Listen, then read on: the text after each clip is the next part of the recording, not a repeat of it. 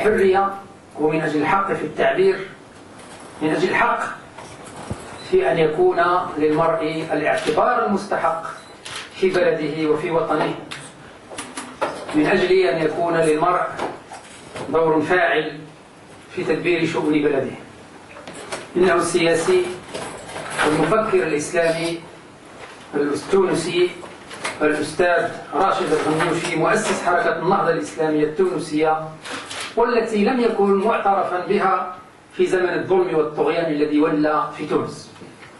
حكم عليه في تونس عدة مرات بالسجن، ففي عام 81 حكم عليه ب11 سنة سجنا وأخلي سبيله مع وصول الرئيس زين العابدين بن علي عام 87، وحكم عليه عام 92 مجددا بالسجن مؤبد، لكنه هاجر إلى الجزائر ثم إلى لندن، وحكم عليه مرة أخرى غيابيا سنة 98 أيضا بالسجن مدى الحياة، فيما ظل الأستاذ الغنوشي في منفاه بلندن إلى أن كسرت الثورة التونسية قيود هذا المنفى ليعود إلى أرضه وأهله. إنه الشيخ راشد الغنوشي المعروف بغزارة كتاباته في مجالات تجديد الفكر الإسلامي، في مجالات سياسية مختلفة. كتب عن حق الاختلاف وواجب وحدة الصف، كتب عن الحريات العامة في الدولة الإسلامية، كتب عن حقوق المواطنة، كتب عن العلمانية والمجتمع المدني وغيره من كتاباته التي ترجم كثير منها إلى لغات أجنبية مثل الفرنسية والإنجليزية والتركية والإسبانية والفارسية، مما يعكس غنى فكر الرجل وأيضا تأثير فكره على مدارس في هذه البلدان وفي غيرها. يحل ببلادنا ضيفنا في هذه المرة أو ما يسمى أيضا بثورة الكرامة أو ثورة الأحرار، التي اندلعت أحداثها في 18 ديسمبر أو دجنبر 2010 تضامنا مع الشاب محمد البوعزيزي الذي أضرم النار في جسده رحمه الله وغفر له، مما أدى إلى إشعال ثورة الشعب التونسي ضد نظام بن علي. السيد الوزير الأول عباس الفاسي مع مجموعة من قيادات حزب الاستقلال، ومع السيد محمد العنصر مع مجموعة من قيادات الحركة الشعبية، السيد الإمام كيران أمين عام حزب التنمية مع مجموعة من قيادات العدالة والتنمية، مع قيادات حركة التوحيد والإصلاح، ومع فاعلين آخرين. هذه الزيارة التي حرصنا على أن تكون غنية جدا في منطقة تقريبا يوم ونصف تكتفت فيها هذه اللقاءات كلها. لماذا؟ لأن نريد أن تكون هذه الزيارة غنية. نحن حريصون على تقوية العلاقات بين الأحزاب والهيئات السياسية والمدنية على المستوى السياسي والفكري من قبل في تونس، وستكون له هذه المكانة في المشهد السياسي والفكري والدعوي المقبل أيضا في تونس. لهذا فلزيارته أهمية كبيرة في المغرب، فمرحبا به. وأعطيه الكلمة قبل أن نعطي الكلمة للإخوان الصحفيين. مرحبا بالأستاذ الغنوشي. الدكتور سعد الدين العثماني على هذا التقديم الجيد، وأرجو أن أكون عند حسن الظن.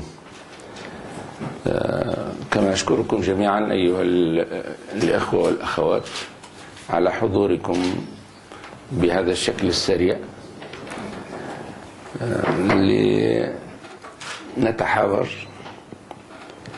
حول ما يجري في بلدكم تونس. تونس معلوم أنها تعيش ثورة،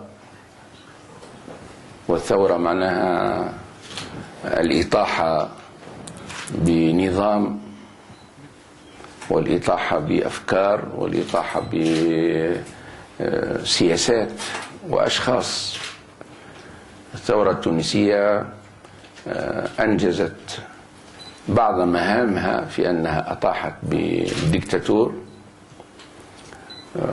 وهي بصدد إعادة بناء نظام سياسي يحقق هدف هذه الثورة. هذه الثورة قامت من أجل استعادة سلطة الشعب، فالديكتاتورية سلبت الشعب خلال 50 سنة سلطته وهربت بها واحتوتها وتحولت مع الزمن إلى مافيا اقتصادية، يعني نهبت أموال البلد. التونسيون في الديمقراطيات المعارضات تتداول السلطة، في تونس المعارضات تداولت السجون وتداولت المنافي وتداولت زنازين التعذيب. فالثورة قامت لأن الأمل في إصلاح النظام قد انسد. كان النظام يتحدث بعد أن جدد لنفسه 4 مرات، بدأ يفكر في المرة الخامسة، يفكر في انتخابات 1914، وبدأت موجة المناشدات للرئيس أن يجدد لنفسه سنة 2014، يعني سنة 2014. وما كان يظن بأن سقوطه قريب وأن عرشه لن يستمر. تقوم هنا ربوع الملكية في البلد، ولو بقي لهم وقت آخر ما استبقوا شيئا للناس. وتحول القصر الرئاسي إلى مغارة علي بابا، يعني وكر للمخدرات. اكتشفت يعني كميات كبيرة من المخدرات وكميات كبيرة من العملات على مختلف أصنافها. إذن قامت في البلد ثورة بعد أن يئس الناس من الإصلاح، وفقدت السياسة معناها. ماتت السياسة في تونس. أكثر من زعيم سياسي صرح بأن السياسة ماتت وتركت للعنف، للنهب، للإعلام الخشبي. فشباب تونس حسموا أمرهم وأنجزوا ما عجز عنه آباؤهم وأجدادهم. أجيال ماتت ولم ترى لحظة لم ترى لحظة حرية. أبناؤهم، أحفادهم، الجيل الجديد من شباب تونس خرج، وخروج حضاري سلمي، واستطاع خلال 3 أسابيع أن يبطش بالطاغية وأن يلجئه إلى الهروب. هذه الثورة كما قلت حققت بداية أهدافها أنها طاحت بالطاغية، وهي تلاحق اليوم أتباعه المنبثين في مؤسسات الدولة، تلاحقهم لتحميلهم مسؤولية. ليس هنالك عملية اجتثاث في تونس تشبه العراق، ليس هناك، وإن اعتقادا من المعارضين كلهم بأن المسؤولية فردية وما ينبغي أن يعاقب الناس اجتماعيا. حل الحزب الحاكم سابقا، ولكن عمليات اجتثاث أو انتقامات بالجملة. التونسيون يقدرون بأن العدالة ينبغي أن تأخذ مجراها، وفي هذا الصدد ربما تكون التجربة المغربية مفيدة للتونسيين في كيف ننظف ملفات العهد السابق بعيدا عن أفكار الانتقام والاجتثاث. يعني تجربة المغرب، تجربة جنوب أفريقيا، الشيلي، الأرجنتين، هذه كلها يعني تتدارس في تونس اليوم من أجل عدالة انتقالية تعيد الحق إلى أصحابه، تضمد الجراح وتحقق التسامح في النهاية. ولكن بعد أن تضمد الجراح ويقع تعويض ما يمكن تعويضه، أشياء كثيرة لا يمكن تعويضها. يعني الحركة الآن، هذه الثورة أصبح أمامها واضح، هو انتخابات أكتوبر 23 أكتوبر القادم، هو انتخاب مجلس تأسيسي يعيد بناء النظام السياسي من خلال انتخاب نواب للشعب يسنون دستورا حديثا يوزع السلطات، يقع مع عهد تركز السلطة واستغلال السلطة لصالح فرد أو لجملة من العوائل. التونسيون أمل اليوم إلى نظام برلماني، إلى نظام يوزع السلطة على نطاق واسع. التونسيون اليوم رغم أنهم يعيشون قدرا من الاضطرابات، لأن هناك نظام سقط ونظام آخر لم يقم بعد، ولذلك هناك أقدار من الاضطرابات، ولكن التونسيين مجتمعون حول نمط مجتمعي مستقبل، أنهم يريدون إرساء نظام ديمقراطي حديث، أنهم يريدون إرساء تنمية عادلة تحقق التوازن بين الفئات والجهات، يريدون نظام سياسي يحقق استقلالا اقتصاديا واستقلالا سياسيا، يريدون نظاما سياسيا ينجز الوحدة المغاربية التي فشلت فيها الأنظمة السابقة، نظام سياسي يكون ردءا، يكون عونا داعما لحركات التحرر. هذه خيارات نظام سياسي يعتمد مبادئ حقوق الإنسان والمساواة بين الجنسين ومنع أي ضرب من ضروب الإقصاء.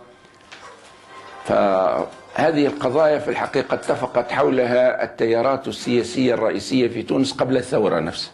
في حركة كانت تسمى حركة 18 أكتوبر، جماعات الإسلاميين والاشتراكيين والشيوعيين والليبراليين اتفقوا على العلاقة بين الدين والدولة، على النظام الديمقراطي، على العلاقة بالمساواة بين الجنسين. فكل هذه إذا نحن متفقون على نمط مجتمعي. اليوم هناك تنافس سياسي حقيقي، وكلما اقترب موعد الانتخابات كلما تصاعدت حرارة الصراع، وشيء طبيعي أن يتصارع الناس. أنا أريد أن أؤكد بأن ما تسمعونه حول اضطرابات في تونس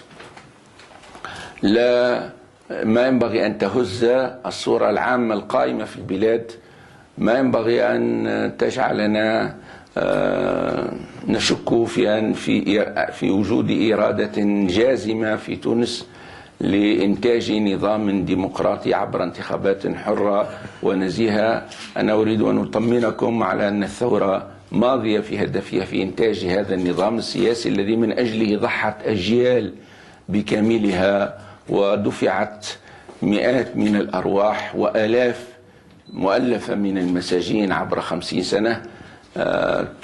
التونسيون اليوم فخورون جدا بأنهم أطلقوا الشرارة التي أضاءت مناطق معتمة كثيرة من العالم العربي، ونقدر بأنها أدخلت العرب للتاريخ بعد أن ظلوا مهمشين فترة طويلة،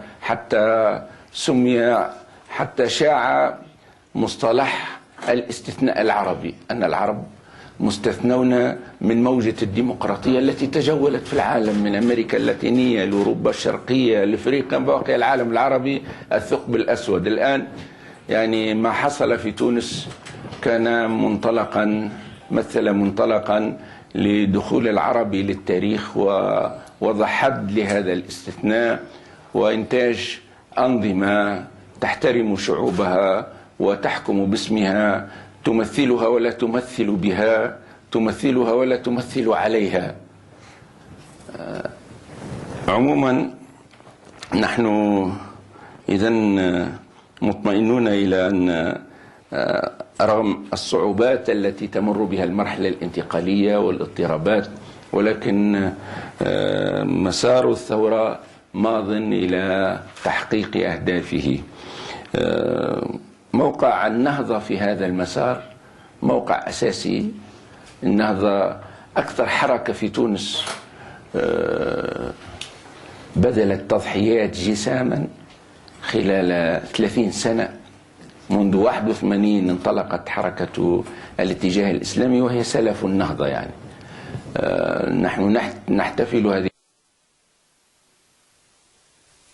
ثورة شعبية أسهمت فيها النهضة وأسهم فيها الليبراليون واليساريون وكل الاتجاهات التي قمعت خلال عهد بورقيبة وعهد بن علي هم شركاء في هذه الثورة، فلا أحد في تونس ينسب هذه الثورة لنفسه. فحركة النهضة هي جزء من هذا المنتظم السياسي الذي شارك في الثورة وبذل أثمانا باهظة سجن للنهضة سنة 91 30,000، وهؤلاء منهم من قضى 20 سنة ومنهم من قضى نحبه.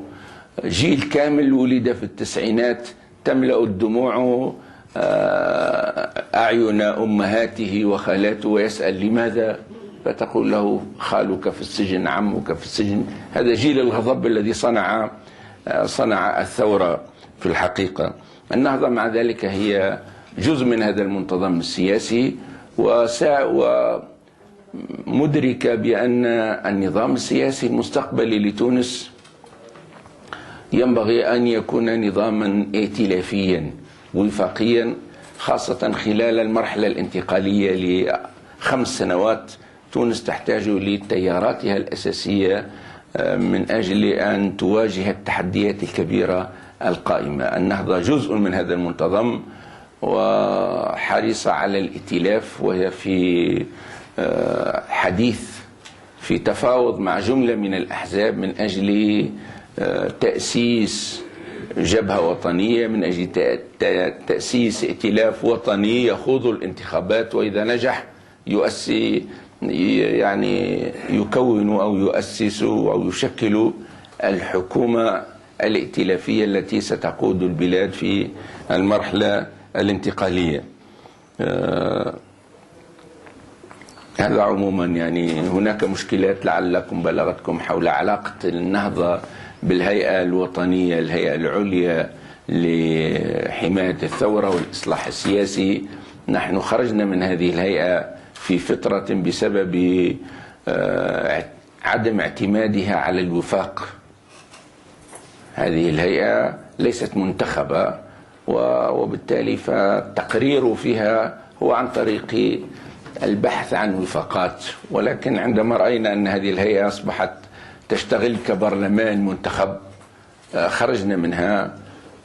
ثم بعد ذلك لما عادت إلى مبدأ الوفاق عدنا لهذه الهيئة، ولكن رأينا أنها طرحت على نفسها مشاريع قوانين قدرنا أنها من مهمات المجلس التأسيسي، من مهمات برلمان منتخب، وليس من مهمات هيئة جعلت من أجل تيسير العملية الانتخابية، أي الوصول إلى انتخاب مجلس تأسيسي. على كل حال الآن هنالك محاولات تجري هذه الأيام من أجل عودة النهضة إلى هذه الهيئة العليا لحماية الثورة، بعد أن تم عموما الاتفاق على ما تطالب به النهضة من أن التقرير في هذه الهيئة ينبغي أن يعتمد الوفاق وليس منطق الأغلبية، وأن هذه الهيئة ينبغي أن يعاد تركيبها من أجل استعادة التوازن المفقود فيها، وأن جدول أعمال هذه الهيئة ينبغي أن لا يفرض من فوق، وإنما ينبغي أن يتم الوفاق عليه. ربما ستشهد الأيام القريبة عودة النهضة إلى هذه الهيئة إذا تم الالتزام بهذه المبادئ التي عدد من الوسطاء عقدوا جلسة وتم القبول بها من طرف النهضة ومن طرف ممثلين عن الهيئة، ولكن حتى الآن لم تعتمد رسميا. هذا عموما أيها الإخوة والأخوات ما أردت أن أقدمه بين يدي هذه الجلسة، وأختم بالتأكيد على أن التونسيين حريصون على الاستقرار، أن يعود البلد إلى الاستقرار، وأن تعود آلة الإنتاج إلى عملها وهي لم تتعطل جملة، وأن الحركة الإسلامية حريصة على استمرار الدولة، وليس حتى لا نجد أنفسنا أمام حالة عراقية أو حالة صومالية. ففكرة الدولة في تونس فكرة مستقرة وذات جذور ثقافية، ونحن حريصون إذ عرضنا النظام فنحن نؤكد على أهمية استمرار الدولة، وهي مصلحة عليا لكل التونسيين على اختلاف اتجاهاتهم، لأنها السفينة التي نركبها جميعا وينبغي أن نحافظ عليها جميعا وأن نرتب أوضاعنا داخلها بشكل وفاقي وبشكل سلمي. والسلام عليكم ورحمة الله وبركاته. أخبار الجزائرية ولا لا؟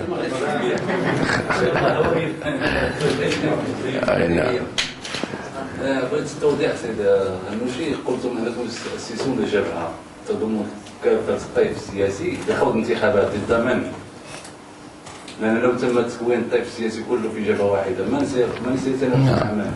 نعم. للتوضيح فقط. ما واضح. لا تخشى شيئا في تونس، ائتلاف الحداثة، ائتلاف بين القوميين، بحيث هناك فيض من الأحزاب يمكن أن تتشكل منه عدة توليفات أو عدة جبهات. نحن لا نؤمن بجبهة ضد، نحن نريد جبهة مع. نرى أن التمحور الأساسي في البلاد ينبغي أن يكون على أسس سياسية وليس على أسس إيديولوجية. نرى أن التمحور الأساسي هو بين من يدعم الثورة، من يريد تحقيق أهداف الثورة ويدافع عنها، وبين قوات تجذب إلى الوراء وتريد أن تعطل مسار الثورة، وهي موجودة لأن الحزب الحاكم المنحل، وهذه تربك بالبلاد إلى الوراء. نحن إذن نرى مصلحة في أن تأتلف بأن هذا الفيض من الأحزاب أن يختصر ويأتلف في عدد من الائتلافات وعدد من الجبهات حتى تتيسر العملية السياسية.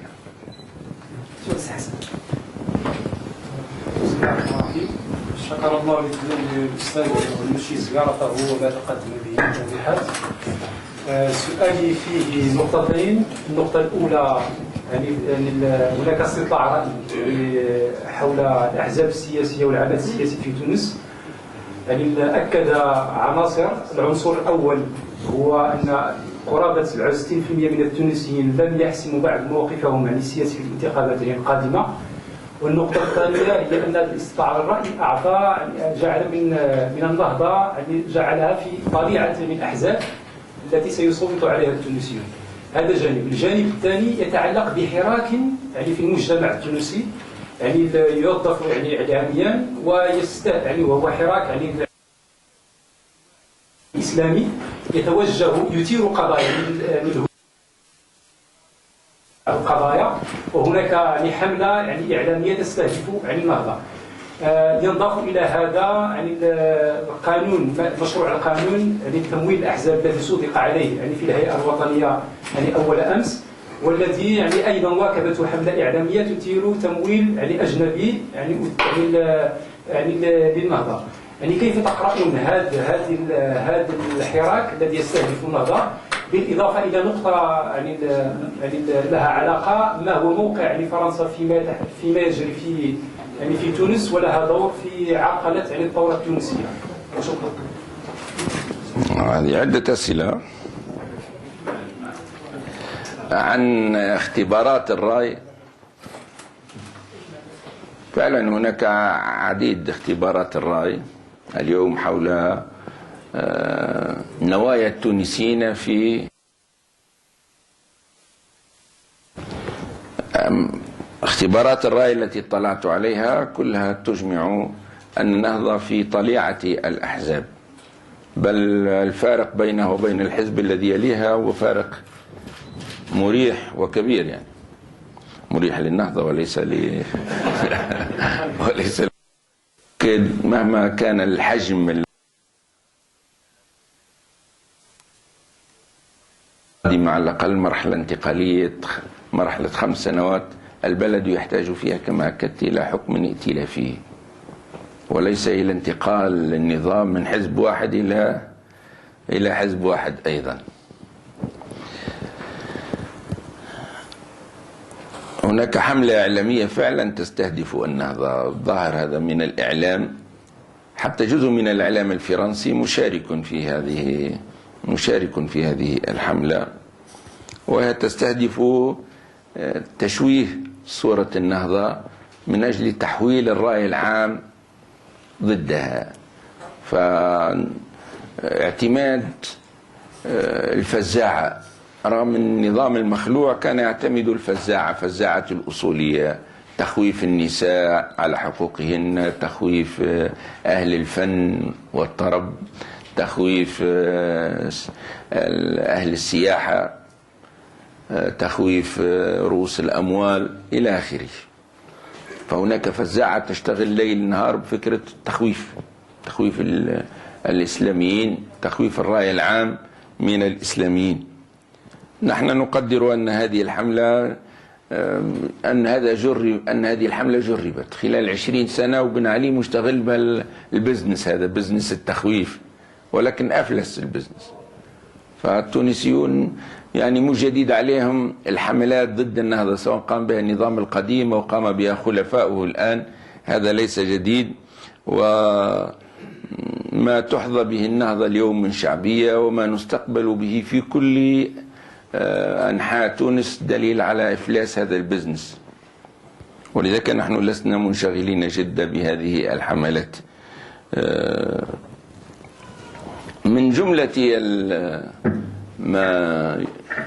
جملة ما يرد في هذه الحملات أن النهضة رفضت قانون الأحزاب لأنه يتضمن مراقبة مالية، نظاما للمراقبة المالية، وأن النهضة تتمتع بأموال طائلة. أحيانا يقولون هي أتت من إيران، وأحيانا يقولون أتت من السعودية، رغم دون تقديم أي دليل على هذا، وإنما هو نوع من تعفين الحياة السياسية. نحن أكدنا أن النهضة تمويلها من شعبها، وأن أوسع حركة في البلاد معقول جدا أن تمول من هذا مئات الآلاف التي تلتف حول هذه الحركة. وعدد هناك كل لقاءاتنا الشعبية يصحبها لقاء مع رجال الأعمال، فالنهضة ليست حركة معزولة، هي الحركة الأوسع شعبية، والانتظارات منها كثيرة، ولذلك فئات كثيرة الآن تتقرب إلى النهضة لأنها تعتبر أنها مرشحة للحكم. فما تحتاج النهضة إذن لا تحتاج إلى أموال إيرانية ولا إلى أموال سعودية، رغم أني أنا منعت من دخول السعودية وأعدت منذ 2 سنين بلباس الإحرام من جدة، ومنعت أيضا منعت من التأشيرة لدخول إيران. ولكن الذين يواجهون الحملات لا يهمهم التحقيق في هذه الأمور، يهمهم فقط إلقاء التهم ذات اليمين وذات الشمال. نحن رفضنا هذه القوانين مبدئيا لأنها تصدر عن جهة تنتحل صفة البرلمان. هذه الهيئة ليست برلمان مخول لإنتاج القوانين، أصلا هذه القوانين تصدر عن غير دستور، حتى الآن ما عندناش دستور يكون أساسا للتقنين، فينبغي أن يكون التقنين في الحد الأدنى الذي يهيئ للانتخابات. أما أن تتولى هيئة غير منتخبة ولا تستند إلى أساس دستوري أن تتولى عملية التقنين، فهذا سميناه نحن انتحال صفة. مثل الدكتور يأتي واحد يدعي بأنه دكتور يحط لافتة ويمارس الطب، هذا يتسمى، هذه جريمة في القانون، جريمة انتحال صفة، ما أدري إيش تسمى هنا في المغرب، نفس الشيء.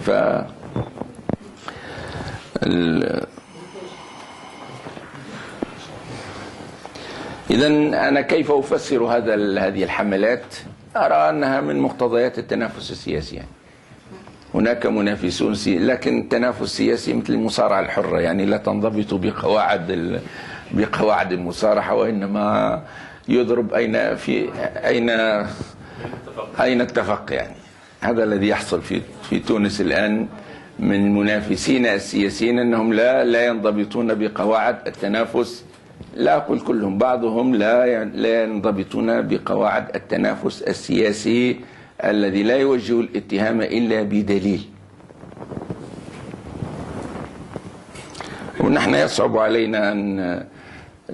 علينا أن نحمل إلى القضاء صحيفة من الصحف، هذه علامة ليست جيدة، أو أن نحمل إلى القضاء حزبا من الأحزاب، ولذلك لا نجد مجالا إلا التدرع بالصبر وخلاص. نعم.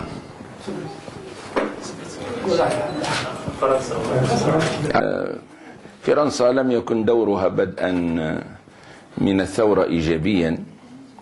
وزيرة خارجيتها في الأسبوع الثالث للثورة صرحت في الجمعية الوطنية الفرنسية بأن فرنسا تدعم نظام بن علي، وأنها تضع خبرتها الأمنية لصالحه. وهذه المرأة دفعت على كل حال ثمن حماقتها، يعني عندما انتصرت الثورة فعزلت. فرنسا الرسمية صرح ممثلوها مثل وزير الخارجية، صرح بأن فرنسا تدعم عملية التحول الديمقراطي في تونس، وأنها تقف من كل الأحزاب على خط واحد، وأن الدكتاتوريين يقول قد أعموا أبصارنا بن علي ومبارك فلم نرى في الإسلاميين إلا أنهم أصوليون وإرهابيون، ولكن تبين بأن في الإسلاميين حركات معتدلة، وأن فرنسا مستعدة للحوار معهم. ووقعت في المستوى الأوروبي عدة ندوات للحوار حضرها إسلاميون من النهضة، وكي يكون المغرب قد بدأ بداية جيدة بمبادرة من الملك في إنجاز ثورته دون حاجة إلى التفجرات.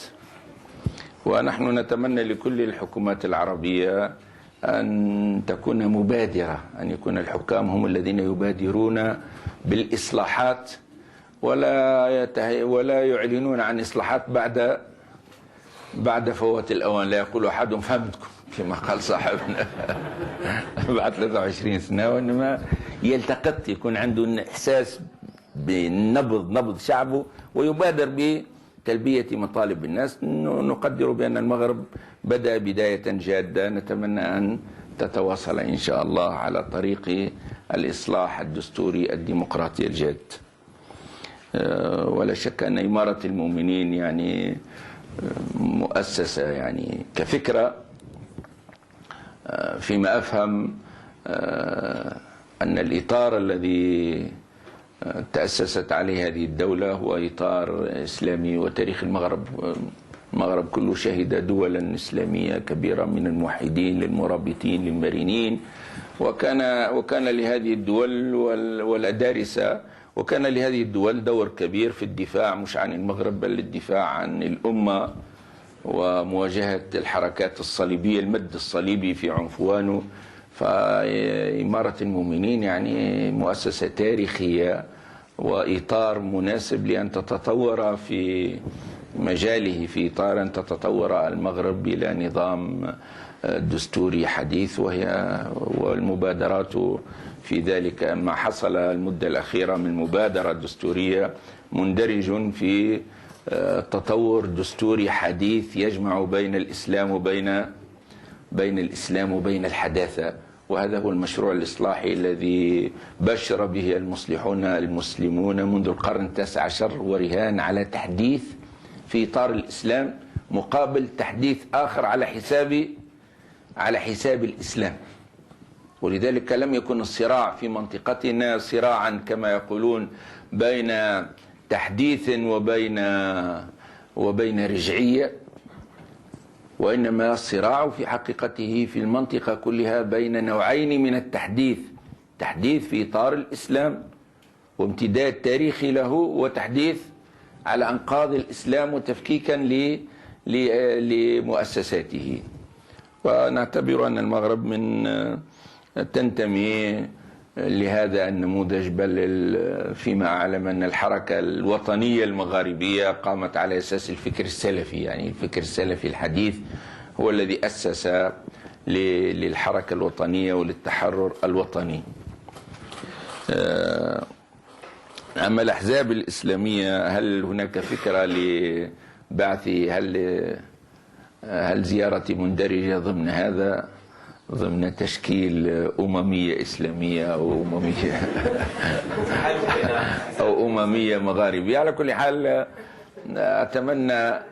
أتمنى لكل الأحزاب الإسلامية أن تلتقي، هذا وكل لقاء هو جيد. اليوم تحدثت أنا مع ممثلي حزب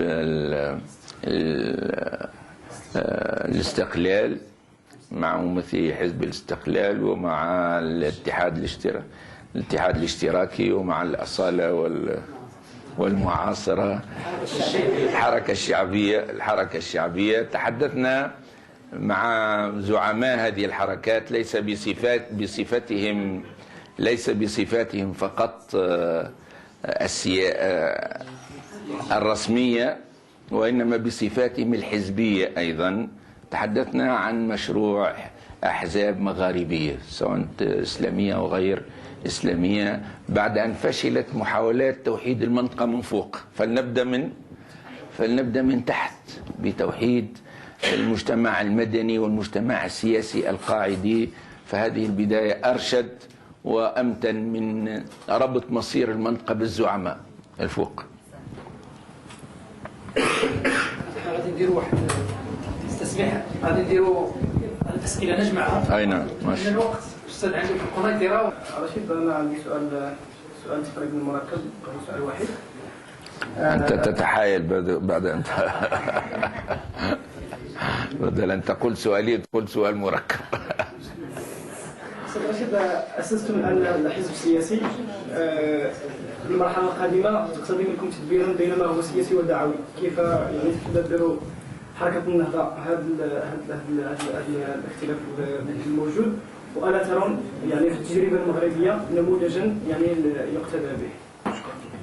حسن حمورو، جريدة إسبريس الإلكترونية. شيخ رشيد، أنا نرجع بك سبب بك إلى اللقاءات التي عقدتها مع المسؤولين المغاربة. قلت أنك عقدت لقاء مع مسؤولي حزب الاستقلال، الاتحاد الاشتراكي والأصالة والمعاصرة وأيضا حركة الشباب. هل أحسستم بارتياح عند هذه القيادة السياسية من الثورة التونسية، خاصة في لقائكم مع رئيس مجلس المستشارين الذي هو في نفس الوقت الأمين العام لحزب الأصالة والمعاصرة، والذي يصنف أو على الأقل يوصف على أنه أن مؤسسه معجب بتجربة بن علي في الحكم، أو على الأقل كان معجبا بتجربة بن علي في الحكم؟ بالمناسبة التقى أيضا مع قيادة حزب العدالة والتنمية. أي نعم. هذا نسيت. نطرح لك السؤال. بغيت غير أريد أن أسأل حول العهد الجمهوري. أي نعم. الدرجة الأولى نركز السؤال ديالي على محمد أسدي من أخبار اليوم. العهد الجمهوري يركز على مسألة الإرث، وبغيت غير توضيح بعجالة حول مسألة نظرة النهضة، حركة النهضة لمسألة الإرث. الإرث نعم، توريث، مساواة في الإرث ما بين الذكر والأنثى. هل يعني تؤمن بمسألة المساواة في الإرث، لأن هذه مشكلة تطرح عندنا مشكل في المغرب، أم أن يعني هذا ثابت لا يمكن تغييره؟ الأخ غادي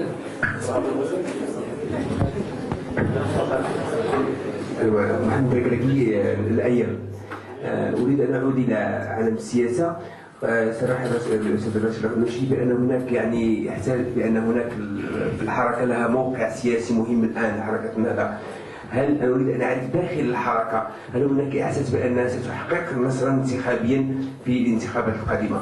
وفي حالة تحقق هذا السيناريو كيف يمكن لكم أن تتعاملوا مع رأي عام إقليمي أو مواقف إقليمية ودولية؟ هل ستكون يعني متقبلة لفوز إسلامي كاسح في تونس الذي سيؤثر بشكل كبير على المنطقة؟ وشكرا. شكرا. شكون هذا معنا؟ تفضل يلا. حسن عرب، جريدة حدث. حسن عرب، جريدة حدث. نود معرفة علاقتكم مع حزب العدالة والتنمية التركي وحزب الوطن. السؤال الأول. السؤال الثاني، هل لديكم رقم للفوز بالانتخابات المقبلة في تونس؟ يعني هل لديكم رقم لعدد المقاعد طبعا الذي ستفوزون به؟ ماشي. شكرا، انتهت الأسئلة. أين إجابة مستر. علاقة بين مجال الدعوة ومجال السياسة؟ هذا موضوع إشكالي يعني، وموضوع فكري، والنهضة تتدارسه. النهضة الآن حزب سياسي، أما المجالات الدعوية فهي من شأن المجتمع المدني، وأبناء النهضة يعملون الآن في هذا الإطار كمواطنين وجمعيات، وهذا الموضوع لم يحسم بعد. وتمثل تجربة العدالة والتنمية وكذلك تجربة الحركة الإسلامية في الأردن وفي اليمن وفي مصر، كل هذه تجارب تتمحور حول كيف يمكن التوفيق، كيف يمكن الأداء الوظيفي لمهام الدعوة والإصلاح الفكري والعمل المجتمعي والإغاثي، كيف يمكن التوفيق بين هذا وبين العمل السياسي، باعتبار المشروع الإسلامي مشروع شمولي. ولكن هل شمولية المشروع الإسلامي تقتضي أن يؤدى في مؤسسة واحدة أم يمكن أن تتنوع مؤسسات الأداء؟ هذا موضوع لم نحسم فيه بعد، ونعد نحن لمؤتمر في المستقبل ليحسم هذا الموضوع إن شاء الله. هل هنالك ارتياح للثورة؟ نعم، لدى المسؤولين المغاربة الذين التقيت بهم كلهم هنأوا التونسيين على هذه الثورة، سواء عند لقائي بهم أو قبل ذلك يعني. فهذه الثورة لم تمثل تهديدا لأحد، هذه الثورة جاءت لتعيد الحق لأهله، فما الذي يضر الجيران، ما الذي يضر الآخرين؟ الأصل نحن أن كل ما يصيب الجار من خير نفرح له. نعم. موضوع ليبيا موضوع آخر، يعني نحن نتمنى أن يتوفق جيراننا الليبيون في حقن دمائهم والوصول إلى ما يتمنون ويريدون. هل هنالك موضوع المساواة في الإرث والعهد الجمهوري؟ لا علاقة العهد الجمهوري بالنسبة، يعني هذه وثيقة اقترحت على الهيئة العليا للمحافظة على الثورة كميثاق شرف، كميثاق يلتزم به التونسيون، يحدد الإطار العام للمجتمع وللدولة والقيم التي ينبغي أن تسود في الجمهورية الثانية التي يريد التونسيون أن يبنوها. لا علاقة هذا العهد لم يتضمن موضوع الإرث، تضمن المساواة بين الرجل والمرأة. نعم، وأقر التونسيون، أقر القانون الانتخابي مبدأ المناصفة بين الرجال والنساء في المجلس التأسيسي، والحركة الإسلامية أقرت هذا الموضوع بدون مشكل يعني. إذا تحقق انتصار انتخابي للنهضة إيش ستقوم القيامة يعني؟ الذي سيحصل لن يحصل تسونامي ولا زلزال ولا شيء يعني. هل القوى الدولية سترضى أم تغضب؟ القوى الدولية هذه ليست بأمرها قامت الثورة. الثورة قامت في تونس كما قامت في مصر بدون إذن من أحد إلا شعوب هذه المنطقة هي التي فجرت هذه الثورات.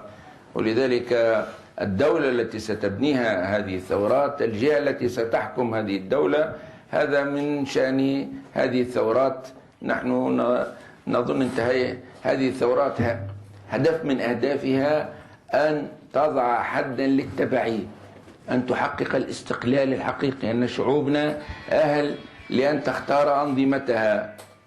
ولذلك ما ينبغي أن نقول والله ما موقف هذه الدولة وموقف تلك حتى نحدد موقفنا. ينبغي أن نحدد موقفنا ومستيقنين بأن أمريكا وأوروبا ليست هي التي إذا أراد لشيء يقول له كن فيكون، فيحصل في العالم ما لا تريد أوروبا وأمريكا، والثورات دليل على ذلك. وهناك مشاكل كثيرة في العالم ما استطاعت لا أوروبا ولا أمريكا أن تحسمها. فهذه الثورات لم تعلن شن الحرب لا على أوروبا ولا على أمريكا، بل تريد أن تتعامل مع الجميع، ولكن على أرضية من الندية ومن المساواة والاحترام المتبادل، وليس على أساس التبعية. العدالة والتنمية التركي حزب صديق وتجربة ناجحة بل رائدة في الحركة الإسلامية المعاصرة، ونحن نتبادل التأثير معها. حزب الله حزب له دور مقدر في مقاومة المشروع الإسرائيلي، ونحن ندعم المقاومة،